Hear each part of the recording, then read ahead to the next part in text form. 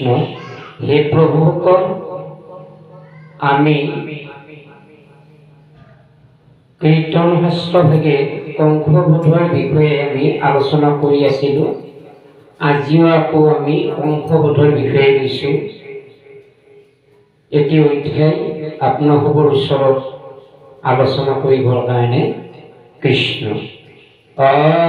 হৰি ৰাম ৰাম পাৱে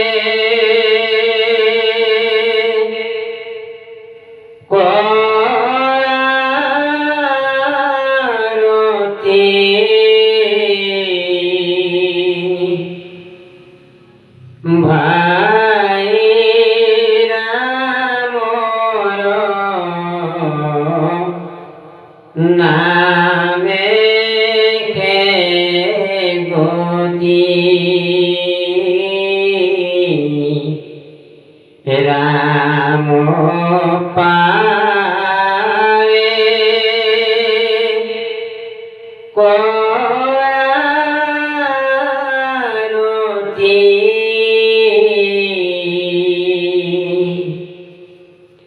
ভাই ৰামৰ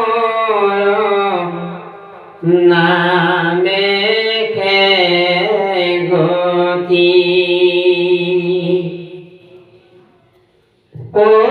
শুনিয়া চানুৰে মোৰে কৃষ্ণ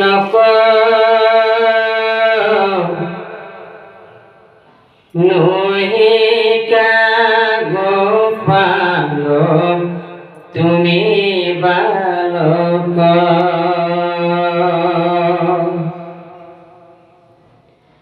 গজ সহস্ৰ বলে অধিক মাৰিলানিলায়ে হেন হস্তিক। হে প্ৰভুসকল, চানুই কৃষ্ণ যেতিয়া কৃষ্ণই চানুক বধ কৰিলে, মাৰি কৃষ্ণই নিজৰ যিটো উদ্দেশ্য পূৰ্বজন্মতে কৈছিল কেনেকৈ চানুক বধ কৰিব, কিন্তু এই দাপৰ চানুক বধ কৰা সময়খিনিত চানুৰ মনত পৰি, হে প্ৰভু, পূৰ্বজন্মৰ সংস্কাৰত আজি মই মুক্ত হলো প্ৰভু, আৰু অকল কৃষ্ণ অবিহনে এই জগতখনত কোনো বস্তুৱে ডাঙৰ হ'ব নোৱাৰে প্ৰভু। ভকতিৰ উদ্দেশ্য সফল হ'ল কৃষ্ণ মই দেখিব লাগিব। গতিকে আপোনাৰ ৰূপ দেখিলোঁ, এটা চাইডত দেখিলোঁ বালক হিচাপে আৰু এটা চাইডত দেখিলোঁ কেৱল গোপাল হিচাপে। মোৰ এই পূৰ্বজন্মৰ যিখিনি কথা মনত পৰিছে প্ৰভু, সঁচাকৈ মই শলাগ লগাবলগীয়া হৈছে। আৰু কথা হ'ল কেৱল যে লীলা কৰি কৰি প্ৰত্যেকটা বস্তুৰ প্ৰতিয়ে প্ৰভু ভগৱন্তৰ কাক কেনেকৈ বধ কৰিব লাগিব, কাক কেনেকৈ শান্তি প্ৰতিষ্ঠা কৰিব লাগিব, প্ৰভুৰ ওচৰতে সকলো যিখিনি নিয়ম কৰিবলগীয়া হৈছে। গতিকে এই কথাখিনি মোৰ পূৰ্বজন্মৰ কথাখিনি মনত পৰিছে প্ৰভু। আমাক সুমতি দিয়া, আমাক গতি দিয়া প্ৰভু। কেনেকৈ আপোনাক আমি সেৱা শ্ৰদ্ধাৰে কৃষ্ণময় দেখিব পাৰোঁ। কৃষ্ণ হে ৰাম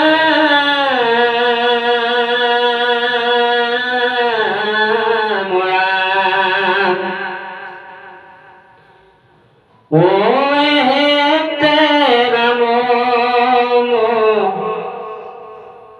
হবনে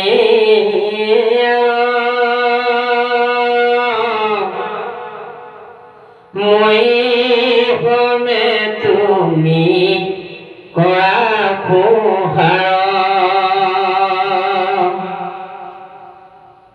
মুস্তি কহিতে যুঁজ সকল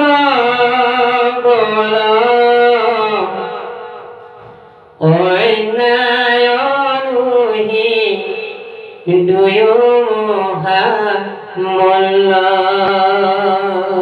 হে প্ৰভু, মল্লবীৰ সকলে কিমান ৰাগ কুলক্ষ নোহোৱাকৈ তেওঁলোকৰ জীৱনত, তেওঁলোকৰ শৰীৰত তেল ঘঁহি ইজনে সিজনক থপৰিয়াই ইজনে সিজনৰ মাজত আনন্দৰে পূৰ্ণ হ'ল।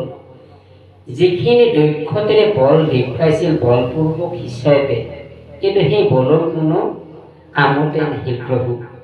আপোনাৰ লীলা আৰু মহিমা, গতিকে এই লীলা মহিমাৰ মাজত আমি একো বুজি নাপাওঁ। লীলা মহিমাৰ অপাৰ আনন্দ প্ৰভু। এই যিমানবিলাক মনুষ্যই শক্তি প্ৰয়োগ নকৰক বা শক্তি প্ৰয়োগ কৰক, কিন্তু ঈশ্বৰৰ যিটো কৃতকাৰ্যতা, ঈশ্বৰে যেতিয়া যাক নিব লাগিব তাক ধৰি ৰাখিব কোনো নোৱাৰে প্ৰভু।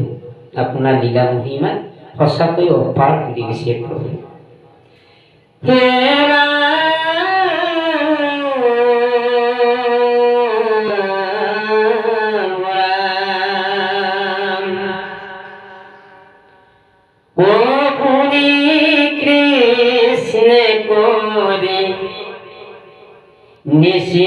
নিশ্চিন্তমতি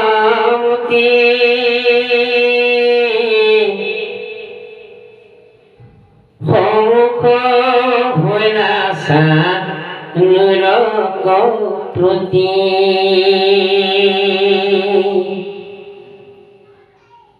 মুষ্টি কথাই লৰহনে পুত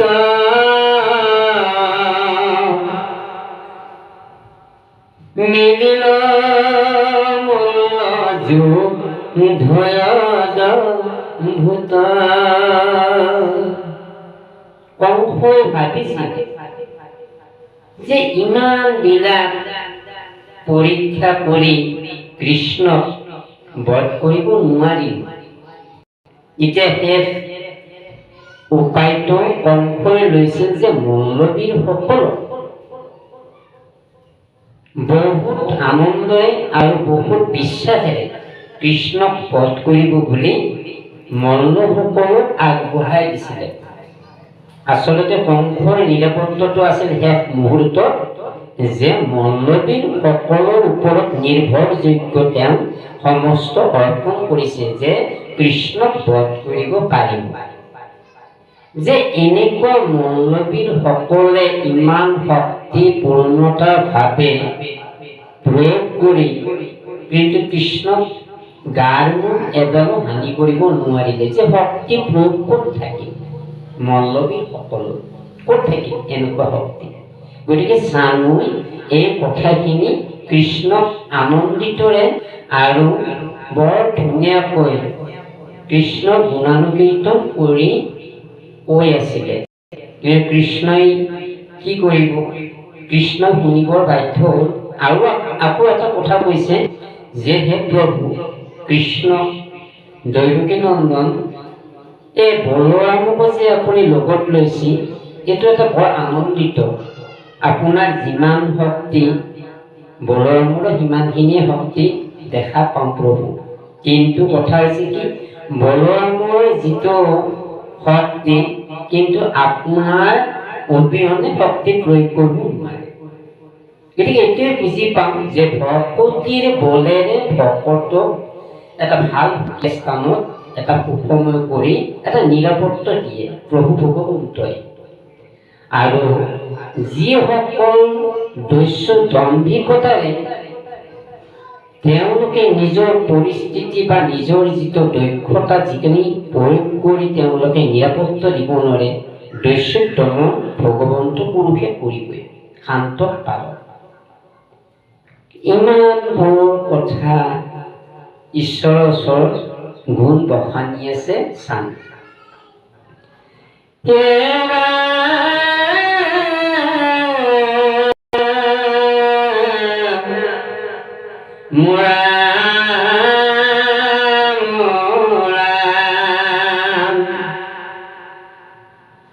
ও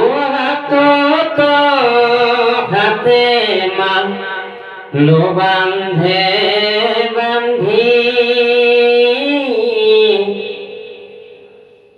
দুয় পায়ে দুয় পাবক সঙ্গী আজরে ওইনু ওইনু বলে ধরি মুস্তিতে মুস্তিমা হিরে দিন করি যে কৃষ্ণ বধ কৰিবৰ কাৰণে মল্লবীৰ সকলে হাততে হাত লগাই কেৱল তেওঁলোকে মুঠাবিলাক হাতৰ মাজতে মাৰিব ধৰিলে কৃষ্ণক মাৰিব নোৱাৰি কেৱল তেওঁলোকৰ বুকত ফেনিয়াই ফেনিয়াই থাপৰি আছে এই চানুটোৱে আছে যে নিজৰ বুকুত নিজৰ হাতত থপৰিয়াই কেৱল কৃষ্ণক বধ কৰিব লাগে হে প্ৰভু চাওক কিমান ডাঙৰ এটা মনোভাৱেৰে কৃষ্ণক বধ কৰিবৰ কাৰণে তেওঁলোকে ৰৈ আছে কিন্তু মই আজি কিমান ডাঙৰ এটা ভয়ানক নিজকে অনুশোচনা কৰি আজি আপোনাৰ হাতত মোৰ এটা পূৰ্বজন্মৰ সংস্কাৰ হৈ আজি মই আপোনাৰ হাতত প্ৰাণত্যাগ কৰিবলগীয়া হয় প্ৰভু মই দেখিছোঁ আপোনাৰ সম্পূৰ্ণ ৰূপটো গতিকে আপুনি মোক নিৰাপত্তা স্থানলৈকে এটা ভাল গতি উপলক্ষ দিয়া প্ৰভু যেন জন্মে জন্মে ভকতিৰ মাধ্যমে যেন আপোনাক দেখোঁ বা দেখি থাকোঁ চাওক কিমান ধুনীয়াকৈ আজি অনুশোচনা আচলতে কি মানুহৰ যেতিয়া বেয়া কাম হয় যেতিয়ালৈকে অনুশোচনা জাগি নুঠে বা অনুশোচনা ভাৱ নপজে মনত তেতিয়ালৈকে পাপ লাগি থাকে কিন্তু অনুশোচনাৰ পাপখণ্ডই যেতিয়া মনেদি ক'ব পাৰে তেতিয়া শুদ্ধৰ স্থানলৈ গতি কৰে ইয়াতে বুজি পায় যে চানুই নিজৰ মনৰ ভাৱখিনি কৃষ্ণক অৱগত কৰাইছে সেই গতিকে চানুৰ নিৰাপত্তা স্থানত প্ৰভু ভগৱন্তই এটা স্থান সুকীয়াভাৱে দিছে কৃষ্ণ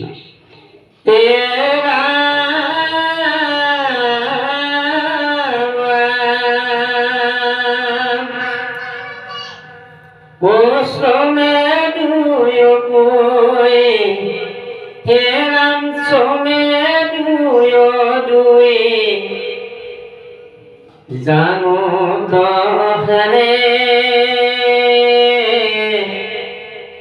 মুন্ডত মুন্ডে থে কামারে তনে হিয়া তো হিয়া মা রে তো করি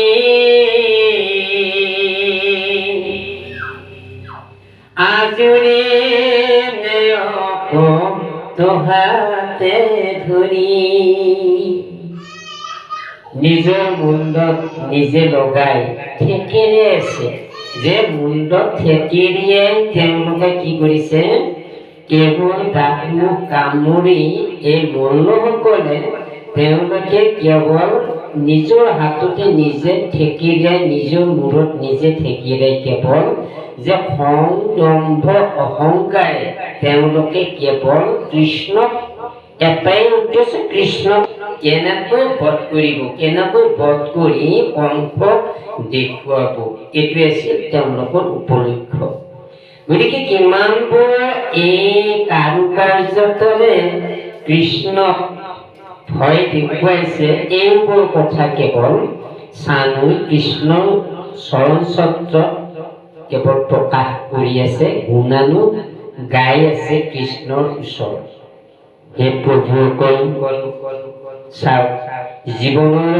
অন্তিম সময়লৈকে সময় থাকে অনুশোচনা যদি অনুশোচনা যদি জীৱনৰ অন্তিম সময়লৈকে যদি বিচাৰ বিশ্লেষণেৰে যদি ঘূৰি নাহে তেতিয়া সেই জীৱতী পতিত পৰে সেই জীৱতী আৰু কেতিয়াও জন্মগ্ৰহণ নকৰে গতিকে আমি সদায় লক্ষ্য ৰাখিব লাগিব, বেয়া কথা বা বেয়া ব্যৱহাৰ কৰিলে ভকতৰ ওচৰত অনুশোচনা কৰি নিজকে মোহামতি বুলি যদি ক'ব পাৰোঁ, তেতিয়াহ'লে ভকতিৰ উপায় একেবাৰে আটাইতকৈ ডাঙৰ হৈছে কৃষ্ণ মই দুৰাচাৰ, মোৰ নিচিনা আৰু অভাগিনী নাই, ক্ষমা কৰিব। এনেকুৱা যদি বাক্যবিলাক যদি আমি প্ৰয়োগ কৰোঁ, তেতিয়াহ'লে সাম্য জ্ঞানেৰে ভকতি লক্ষ্য কৰিব পাৰি। কৃষ্ণ এই বাপসকল আমি আকৌ আগৰ পৰ্যায়ত এই বিষয়টোকে আমি আলোচনা কৰিম। কৃষ্ণ ৰাখিছোঁ। জয় জগতগুৰু শ্ৰীমন্ত শংকৰ। মই দুৰাচাৰ কেৱলে তোমাৰ পৰা ধীৰাৰায়ণ শুনিও কহৰি লয়দা ককৰি পখিল হেৰা শৰণ হেৰা পখিল হেৰা শৰণ